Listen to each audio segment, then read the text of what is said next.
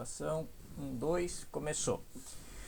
Olá pessoal, tudo bem? Sou o professor Diego da Silva, aqui da nossa disciplina de Processos e Gestão de Custos. E agora vamos para o nosso podcast da disciplina. O convidado de hoje é o Lucas Assini, gerente de contabilidade da BMW, que já passou também pela Tigre, pela Caesar, e vem contar um pouquinho da nossa história e um pouquinho da sua trajetória e como a contabilidade de custos é importante, como que ele utilizou a contabilidade de custos, enfim, um pouquinho sobre a carreira e um pouquinho sobre a dinâmica dos negócios.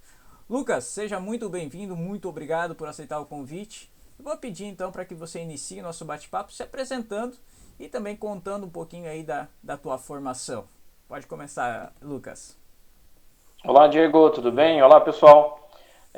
Como o Diego mencionou, eu passei pela Caesar, Tigre e BMW. Eu iniciei na área contábil, né, propriamente nos anos 2000. Me formei em Ciências Contábeis pela antiga IESville, que hoje é a Faculdade Anhanguera. Sou formado desde 2005 em questão de contabilidade, né, em ciências contábeis. Fiz duas pós-graduações, uma por uma instituição não muito conhecida, o IBPEX, e a outra pela FGV, ambas em área contábil e gestão de custos também. E trabalho, atualmente eu sou o contador da BMW, né, trabalho como contador na BMW. Perfeito, Lucas. Mas não começou na área contábil, né? Eu tava vendo aqui o teu histórico, tu começou Não, no almoxarifado aí. Então, do exato. almoxarifado, teve a recebimento de nota fiscal, gostou da nota fiscal e resolveu se envolver nessa dinâmica, então. Exato, exato. O caminho, assim, não foi uma escolha minha, né? Eu acho que a minha vida profissional acabou me levando para o ramo da contabilidade. Eu acabei gostando disso e continuei e tô aí até hoje. Como você comentou, eu comecei no almoxarifado e aí as oportunidades foram aparecendo dentro da empresa. Eu fui aceitando, fui topando e aí as áreas foram me chamando para trabalhar. Eu passei pelo departamento fiscal também, trabalhei durante 6 anos no departamento fiscal. Mas aí no final eu acabei parando na contabilidade e aí atuei na contabilidade por bastante tempo ali. Legal. E me diz uma coisa, assim, me chamou a atenção quando eu fui, gente, para você que está nos ouvindo, eu já conheço o Lucas, não vou dizer que eu conheço há bastante tempo, faz bastante tempo que eu ouvi, e no LinkedIn a gente acabou se encontrando novamente, daí eu resolvi convidá-lo para fazer esse podcast. Mas o que me chamou a atenção quando eu vi o currículo do Lucas também foi que a nossa geração, depois eu vou perguntar a idade do Lucas, mas a gente deve ter essa de geração muito próxima aí de idade, mas tem o hábito de não ficar muito tempo nas empresas. Então, 5 anos é quase um limite ali, né? E eu verifiquei que o Lucas teve passagens pelas empresas e duraram bastante tempo. Tanto é que na carreira dele toda ele só tem essas 3 empresas. O que te motivou aí a ficar nessas empresas? Foi as oportunidades que foram surgindo? Ou você realmente se identificava com as empresas e nem chegava a procurar fora? Conta um pouquinho aí o que tu condiciona essa situação de ter ficado bastante tempo. Se eu não me engano, na Caesar você ficou quase 14 anos, né? Foi quase 15 anos na Caesar. E a questão é sempre o aprendizado e a questão das oportunidades que aparecem, né? Então, a Caesar foi a minha primeira empresa, eu comecei com 14 anos a trabalhar lá. E assim, era praticamente uma criança, não tinha nem noção do que ia fazer de faculdade. E a Caesar foi uma escola para mim. Ela me ensinou muito, ela foi uma empresa muito boa em questão de princípios, em questão de vida profissional, em como se comportar. Então, assim, eu fui direcionado, né, as oportunidades que apareciam para mim dentro da empresa me direcionaram para esse ramo contábil. Eu fui direcionado pelas oportunidades que surgiram. Então, enquanto surgiam oportunidades, eu permanecia na Caesar, porque era uma empresa sólida, era uma empresa familiar, né? Não era uma empresa multinacional com conselho administrativo. Então, assim, ela tem uma gestão um pouco diferenciada. Era uma empresa bem humanitária, ela valorizava muito os funcionários. e a maioria das pessoas que trabalhavam lá são profissionais que ficavam muito tempo, né, na empresa. E era o meio que eu vivia, eu acabei ficando durante 15 anos lá.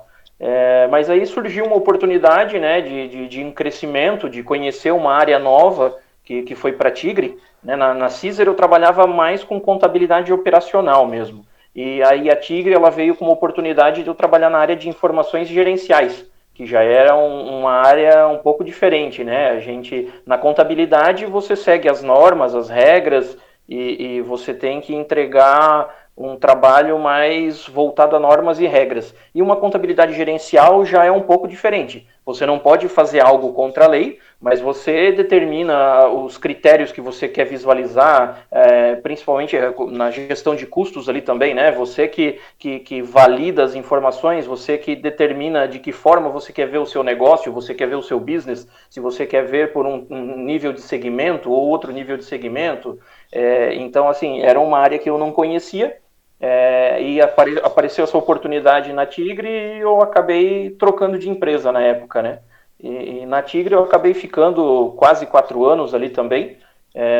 Foi uma área que me desenvolveu muito. Eu aprendi muito a questão de ser autogerenciável na Tigre. A Caesar ela era um pouco diferente, né? Porque, como eu comentei, era sempre assim, as mesmas pessoas. Então, você estava acostumado já com o trabalho com as pessoas, não tinha aquele desafio, não era uma coisa muito dinâmica. E na Tigre, não. A Tigre, como era uma empresa muito maior, ela já tinha um conselho administrativo, ela já não é mais uma empresa familiar. Então, assim, você tem que mostrar performance. Se você não tiver uma performance boa, você é desligado. Então, você tem que correr atrás dos resultados, né? E isso acabou me motivando e me fez criar um perfil mais autogerenciável. Então, onde eu tinha uma tarefa para executar e eu tinha que entregar o resultado daquilo ali. Então, eu tinha que correr atrás das informações, eu tinha que me desenvolver. Eu tenho uma história engraçada lá, que eu comecei dia 17 de dezembro, final do ano, né? E aí todo mundo pegou férias coletivas. Eu entrei na empresa, a galera saiu. Então eu fiquei um período sozinho ali, e aí a minha gerente chegou e falou, olha, você vai precisar desenvolver aqui, a gente tem umas planilhas aqui com informações e dashboards e tal, e aí eu preciso que você atualize as macros dessa planilha para mim e tal, e chegar em janeiro para a gente atualizar já para o ano que vem. Eu falei, não, pode deixar comigo que eu faço. Aí, mas cara, eu nunca tinha visto macro. Eu mexi a macro, aquela macro simples, né? Você vai no gravador de Excel, vai lá, grava a macro e ok. Aí para mim aquilo era uma macro. Sim. Aí quando eu vi as macros que ela estava me falando, era linguagem de programação, era VBA. Aí eu falei, meu caramba, onde é que eu me meti? Aí eu falei, não, vou ter que correr atrás, vou aprender esse negócio. Ainda bem que tava em férias ainda, né? Porque daí dá hora de correr atrás. Eu tinha 2 semaninhas ali para aprender e desenvolver o negócio. Então eu falei com um amigo meu que entendia bastante de Excel e programação. Aí ele falou, cara, eu tenho uma apostila aqui, ó, dá uma olhada nisso aqui que tu vai conseguir fazer. Eu falei, beleza. Uma apostila com 500 páginas. E eu peguei e comecei a comer aquele negócio ali, todo dia olhando, e fui fazendo exemplos, e aí eu me considero autodidata em VBA, porque eu peguei aquela planilha, aquela apostila, fui olhando, e fui aprendendo, e fui adaptando. Chegou em janeiro, eu falei para ela, ó, consigo fazer. Ela, beleza, ótimo, então. Aí eu passei o mês de janeiro executando ali o que eu tinha que atualizar, e em fevereiro rodou. Não foi assim um Abrastemp, teve um defeitinho ou outro, mas eu consegui entregar o trabalho. Então, assim, esse era o tipo de desafio que eu tinha na Tigre. Era sempre dinâmico, né? Então, como é a área de informações gerenciais, o corpo gerencial, né, o board da empresa, eles sempre querem ver... eles sempre têm uma visão muito dinâmica, né? Esse mês você entrega o resultado juntando três grupos de produtos. Aí no mês que vem o cara, não, mas eu já não quero ver, eu quero ver esse separado, eu quero ver esse junto com aquele outro. Então, assim, tinha um dinamismo muito grande. Então, você tem que estar sempre preparado para apresentar o que a diretoria quer ver. Então, era um outro perfil de função, assim, né? Bem diferente da contabilidade, que já era uma coisa mais estável, que você segue regras e normas e não tem muito que ser diferente. E na BMW, daí eu acabei surgindo também essa oportunidade na BMW. Adoro carro, né? Eu gosto muito de carro, então quando apareceu uma oportunidade para trabalhar na BMW, eu não pensei duas vezes, né? Aí eu avaliei bem ali a situação, mas o coração falou mais alto e eu falei, não, eu quero ir para uma empresa que fabrica uma coisa que eu gosto. Que tubo e conexão é legal, mas carro é mais bacana. E acabei indo para contabilidade novamente, que aí eu voltei para a área contábil, né? E aí tô até hoje. Eu tô gostando bastante. Perfeito. E na BMW hoje você trabalha também com a contabilidade gerencial ou hoje resume-se mais a parte de contabilidade financeira mesmo? Não, o meu é mais contabilidade societária mesmo. A Eu societária. acabo, eu acabo fazendo uma parte de reporte para nossa matriz na Alemanha, né, que acaba envolvendo um pouco de gerencial, mas a questão de análise de margem, de contribuição, os dashboards e gráficos mais de controladoria, né, ficam com outro departamento. Até isso eu ia comentar, né? Isso é muito específico de cada empresa. Né? Essas 3 empresas que eu passei, cada uma tinha uma estrutura.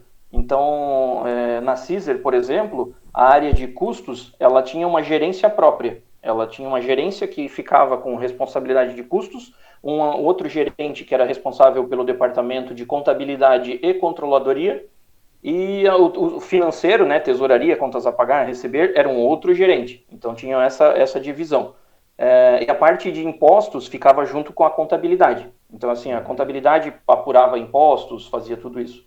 Na Tigre, já tinha um departamento e um gerente separado para a área fiscal. Aí a gente tinha um gerente para a área de custos, um gerente para a área de contabilidade e controladoria. Então, contabilidade e controladoria também eram juntas. Mas o Texas já ficava separado e custos também ficava separado. Na BMW, custos fica embaixo da controladoria. Então, assim, a controladoria é responsável pelo custeio e é responsável pelas informações gerenciais. Eu sou responsável pela contabilidade e pelo reporte para a matriz na Alemanha. E aí tem um departamento de taxes separado também, que é a área fiscal, né? Fica em uma outra gerência. E a parte de tesouraria e contas a pagar a receber fica embaixo do gerente de contabilidade também. Então, assim, cada empresa tem uma estrutura, ela avalia da forma que melhor cabe para ela, né? E acaba separando, então, assim, a estrutura organizacional de uma maneira que atenda melhor. Ter um gerente de impostos é complicado. Isso é o que chamamos de É, custo Brasil de fato, né? Eu acho que, não sei, realmente eu tenho um conhecimento limitado sobre organizações lá fora, mas creio que no Brasil o custo para a apuração de impostos, por isso se discute uma reforma tributária agora, é muito elevado, porque você chega a ter que ter, além dos analistas, você precisar ter mais um gerente, mais um setor só para apuração de impostos. Realmente isso é o custo Brasil, infelizmente, né? sim, É, sim, sim. Lucas, semana passada não, no nosso último podcast a gente conversou com o controller da Miller e a gente fez a indagação dele sobre as planilhas, né? Então hoje você falou sobre as planilhas. Ele, particularmente, a visão dele, o processo da Miller, eles utilizam somente os softwares específicos mesmo, não utilizam mais planilhas eletrônicas. Eu tenho um convívio com algumas empresas aqui em Joinville que a controladoria é fanática por planilhas. É tudo exportado aí para Excel e vamos trabalhar com Excel, com planilhas eletrônicas. Agora tem uma galera já gostando também do Google Sheets que está trabalhando com isso. Então a controladoria, a contabilidade de custos utiliza muito, orçamentação, utilizam muito planilhas que eu vejo assim. Na Tigre, tu já comentou que gostavam bastante de planilhas também. Sim, Na muito. Caesar e na BMW, ainda utilizam planilhas ou utilizam somente os softwares específicos mesmo para as análises e apurações, enfim. Apurações não, e análises como um todo, no caso. Na Caesar a gente usava alguma coisa de planilha. Como é um sistema, eu acabei não comentando sobre os sistemas, né? SAP em todas as empresas. Quando eu comecei na Tigre era Oracle, mas eles estavam migrando para o SAP. Inclusive foi por isso que me contrataram, porque eu tinha experiência no SAP e eles estavam fazendo a migração. Então assim, na Caesar SAP, BMW SAP, Tigre SAP. O SAP ele é uma ferramenta muito boa, porém na questão do custeio, ele tem que estar bem redondo a implantação tem que estar bem configurada para a gente não ter necessidade de usar planilha. Então assim, a Caesar era uma implantação bem antiga, né? Ela foi de 98, 99, a Caesar começou a utilizar o SAP. Então, com o passar do tempo, eles acabaram não atualizando o sistema, né? E aí teve a necessidade de usar planilhas. Então a gente precisava exportar essas informações para planilhas para poder fazer conciliações, para poder fazer lançamentos, ajustes. Então a planilha acaba sempre sendo utilizada. A BMW é a mesma situação. A BMW ela tem uma operação no Brasil desde 95. E aí em 99 eles começaram a utilizar o SAP aqui no Brasil. E a planta, ela foi implementada agora em 2014. Então, assim, eles tiveram que adicionar módulos ao nosso sistema, né? Então, é como se fosse uma colcha de retalhos, que você pega um sistema antigo e vai adaptando e vai acrescentando um módulo, vai acrescentando funcionalidades. Então, assim, a gente, na BMW, continua usando planilha também. Eu acho que a planilha de Excel não vai morrer tão cedo, porque na contabilidade e na área administrativa, por mais que você tenha ferramentas muito boas que automatizam, que fazem lançamentos integrados, sempre vai existir algum problema de parametrização, algum erro, alguma situação que você vai precisar analisar um pouco melhor a informação, você vai ter que exportar para um Excel, vai ter que trabalhar no Excel. Então, até às vezes quando são planilhas muito mais pesadas, né? Eu lembro que o pessoal da Tigre, na parte de budget, de orçamentos, eles faziam via Access, porque assim era muita informação. Eles tinham muitas linhas de produtos, muitas variáveis, muitos cenários. Eles trabalhavam muito com cenários também, né? A questão de cenário otimista, pessimista ou realista. Então, assim, se cair 10% a venda, como é que fica? Se aumentar 10% a venda, como é que fica? Então, o nível de informação, de detalhe era muito grande e precisava de um Access para conseguir dar vazão a isso, porque o Excel já não suportava mais. A BMW ela não chega a trabalhar com Access, mas a gente trabalha bastante com planilha de Excel, principalmente por problemas de parametrização do sistema. Se o sistema tivesse parametrizado da forma correta, a gente não precisaria tanto do Excel como a gente precisa hoje. Inclusive, quando eu entrei na empresa, o report para a Alemanha, como eu comentei, né, a gente fazia todo ele no Excel primeiro, para depois subir no sistema que a Alemanha usa para consolidar, por questão de parametrização. E aí eu acabei participando de um projeto lá para implementar uma ferramenta onde ela faz esse vínculo da nossa contabilidade local para a contabilidade gerencial da Alemanha. E hoje a gente não usa mais o Excel, né? A gente faz esse vínculo direto.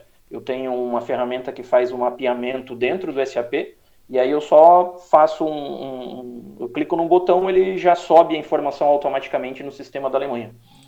Mas o Excel é uma ferramenta muito utilizada ainda pela contabilidade, controladoria e áreas administrativas.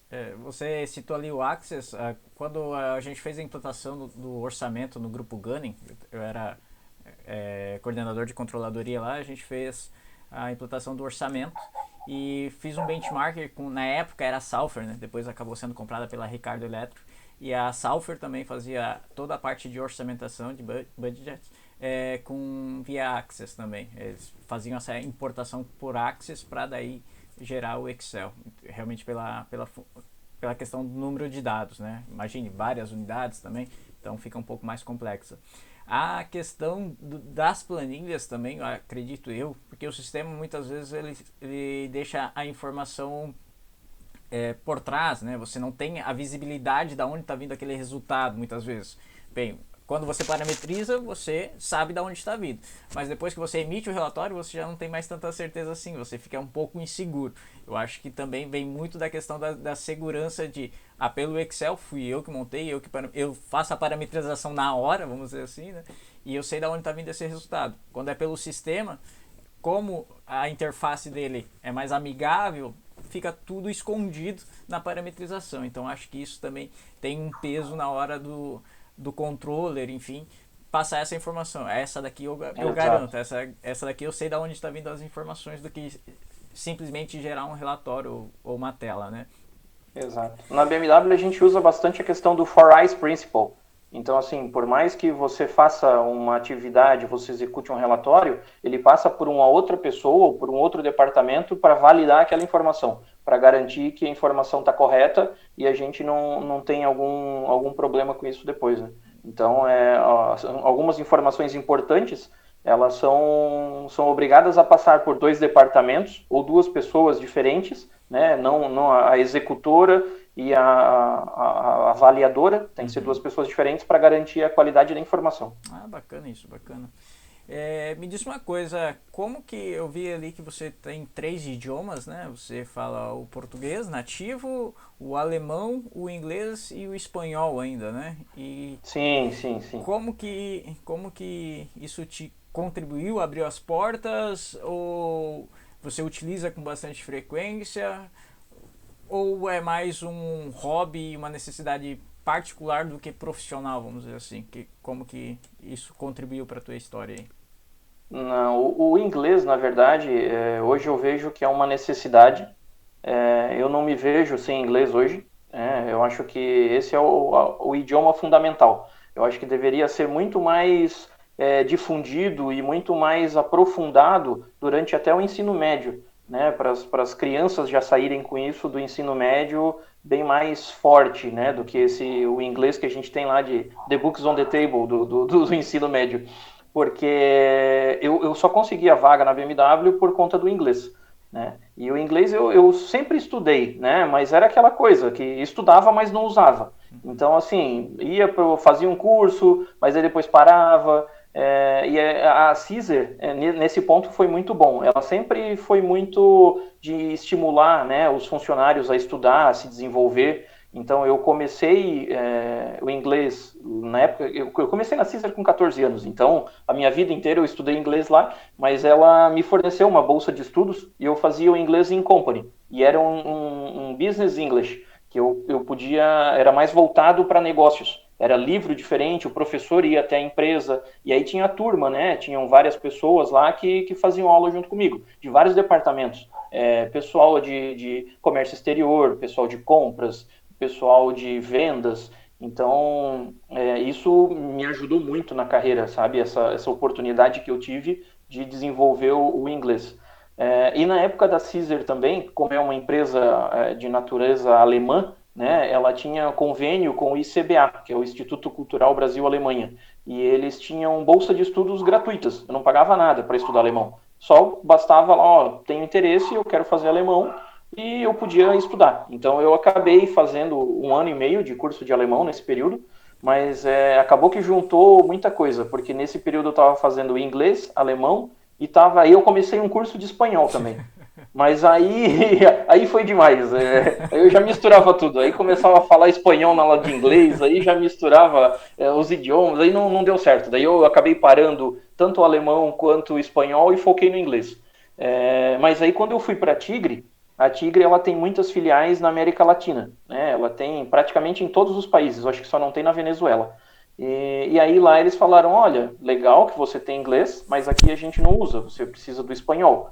Aí eu, poxa vida, né, cara? Eu tinha começado lá o meu cursinho de espanhol, eu tinha um básico, mas eu não era assim, aquele espanhol muito polido. Eu falei, não, ok, eu vou. Aí eu parei o inglês, né, porque era a necessidade do momento, e voltei para fazer o espanhol. Então, no espanhol, eu tenho bastante afinidade, assim, com idiomas, eu gosto de aprender novos idiomas. E o espanhol ele tem bastante proximidade com o português, então não foi assim tão difícil, né? E como eu já tinha uma base do inglês, eu acho que já fica a questão de gramática e de aprendizado se torna um pouco mais rápido. Dizem que quando você aprende o idioma, depois para aprender o segundo, o terceiro, é muito mais fácil.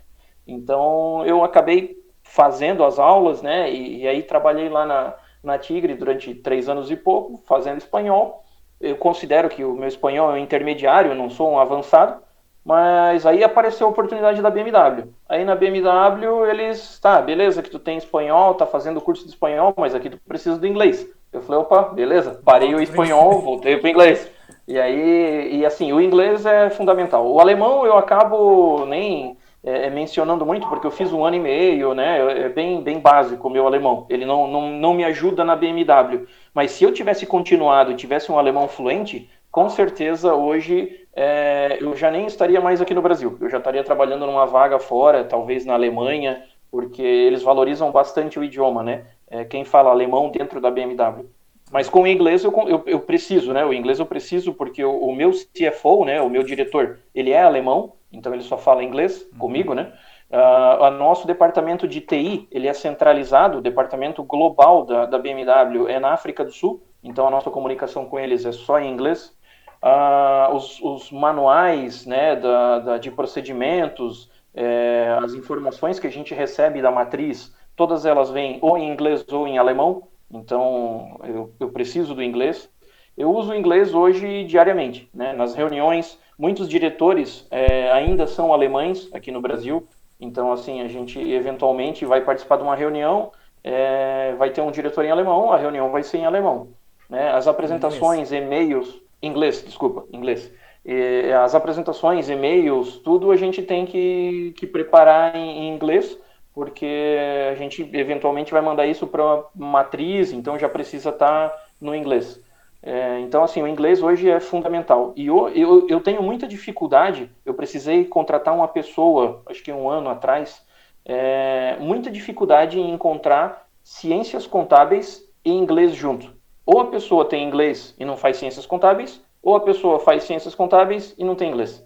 É impressionante, assim, muito difícil de conseguir um contador que fale inglês. Então, o profissional que tem essas duas habilidades juntas, tem essas duas formações, né, ele é bem valorizado no mercado, viu? Legal. Me diz uma coisa, Lucas. Tirando essa época de pandemia, obviamente que isso afetou bastante aí esse fluxo de pessoas pelo mundo, mas até antes desse momento aí, como que era o fluxo do pessoal da matriz para a planta aqui de Araquari, na verdade, né? Eu falo Joinville, mas é Araquari. Então, ainda está bastante frequente como era no início, ou agora vem uma vez ou outra, só como que está esse relacionamento Brasil-Alemanha da planta aqui de Joinville? Antes da pandemia, agora com a pandemia tá tudo parado, né? A gente está fazendo tudo virtual. Mas antes da pandemia, o pessoal da planta, eles vêm no mínimo 3 vezes por ano, né? O gerentão lá da Alemanha, ele vem para cá, visita, ele vem verificar os processos, vem fazer visitas de reconhecimento. Então, assim, eles continuam vindo visitar e fazer é como se fosse uma auditoria, né, para garantir que os processos estão ok, que a qualidade é a mesma da Alemanha. A questão dos nossos parceiros, né, o pessoal de finanças, a visita não é tão frequente, é a cada 2 anos. Então, assim, a cada 2 anos a gente recebe a visita de um alemão, né, para fazer ele faz assim um checklist, né? Ele tem um checklist que ele vai fazendo as verificações para ver se os assuntos estão ok. Questão de inventários de estoque, a questão de custeio para ver se está rodando certo, a questão de fluxo de caixa. Então, assim, tem alguns assuntos que eles vêm verificar em loco, né? E a gente recebia essa visita a cada 2 anos. Nós também, anualmente, não, era a cada 2 anos também tem um Conference Report, que é feito na Alemanha, onde todas as BMWs mundiais, né, mandam um representante para a Alemanha e a gente fica uma semana lá em Munique discutindo temas contábeis. Então, assim, eu fui 2 vezes já para lá, fui em 2017 e 2019. Era para ter esse ano de novo, mas aí por conta da pandemia não foi cancelado o evento. A gente vai fazer um online, mas ainda não tem data. E aí eles reúnem, né, as pessoas de finanças das BMWs do mundo inteiro para discutir os temas que estão mais em alta, né? As novas regras ou temas que estão gerando problema na consolidação. Então eles levam esses assuntos para alinhar com todas as áreas de finanças do BMW Group. Bacana, bacana. E especificamente em custos, eu sei que hoje você não está nessa área na BMW, mas talvez você tenha essa informação. O método de custeio utilizado hoje, não digo nem para contabilidade financeira, que com certeza deve ser um método de absorção, provavelmente absorção com departamentalização, né? Mas para fins gerenciais, vocês utilizam alguns métodos específicos ou depende muito da análise, né, que é requerida? Não, a gente utiliza o método de custeio médio ponderado e acaba, como esse SAP, a gente trabalha com esse SAP, né? Ele trabalha com custo standard durante o mês e no final do mês ele faz a reavaliação. Perfeito. Então, aí depois dessa reavaliação, ele passa para o departamento de controladoria, que joga tudo isso para um Excel e eles acabam fazendo análise da margem do produto por carro. Porque assim, a gente não. Isso foi bem diferente, sabe? A questão da volumetria, né? Que nós hoje produzimos uma média aí de 800 mil carros por mês. Então é bem diferente de produzir tubo, né? Que tubo você produzia milhões e milhões de peças e muitas variações de peças. Aqui na planta hoje não, a gente produz poucos modelos e não é assim um volume elevado. Então a gente faz uma análise ali mesmo por veículo. A gente tem essa análise de margem de contribuição por veículo, tem uma análise de receita por veículo. Então é bem segregado, assim, é bem separado. Eu achei bem interessante essa questão. Fica, de certa forma, uma acurácia muito maior quando se tem um volume Menor. menor, né? Exato, exato. Legal. A Caesar e a Tigre, por exemplo, né, são vários produtos. Então, imagina, parafuso. Quantas variações de parafuso tem de tamanhos e formatos e aplicações? Tubos e conexões, é a mesma coisa. Então, assim, não tem condições, né? Não tem como analisar nesse nível de BMW já é diferente. É um produto com valor agregado muito maior, né? E aí a gente tem um volume muito menor também. Então a gente consegue fazer um trabalho bem mais específico, né? Consegue ir muito mais no detalhe. Perfeito, então, Lucas. Nosso tempo aí está se esgotando, mas antes de terminar, eu gostaria que tu deixasse aí uma palavrinha para os nossos estudantes aí do MBA de Gestão de Custos. O que você teria como uma motivação para eles, uma dica, enfim. Fique à vontade, palavra livre aí para você dar um recado para os nossos alunos aí. Legal. Custos é uma área muito interessante e é uma área muito valorizada na empresa também.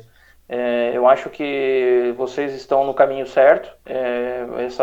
Essa matéria é muito interessante e a questão do idioma também é muito importante, né? Além da pós-graduação, eu acho que vocês têm que se desenvolver no idioma, que isso com certeza vai abrir portas para vocês em empresas multinacionais, né? Não sei se é o caso de todo mundo, mas se você quiser ter uma experiência no exterior, isso facilita muito também. Então, eu acho que é mais questão de idioma e o custeio são peças fundamentais aí no desenvolvimento da carreira, né? A questão de análise de custos também é uma deficiência que a gente tem hoje. A gente tem poucos profissionais que trabalham com custeio. Então, se você tiver um currículo legal com um idioma avançado, a chance de você ter uma colocação boa, uma remuneração boa no mercado é muito alta.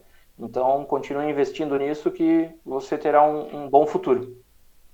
Perfeito. Então, hoje nós falamos aí com o Lucas. Lucas, muito obrigado. Lucas, contador da BMW aqui de Araquari.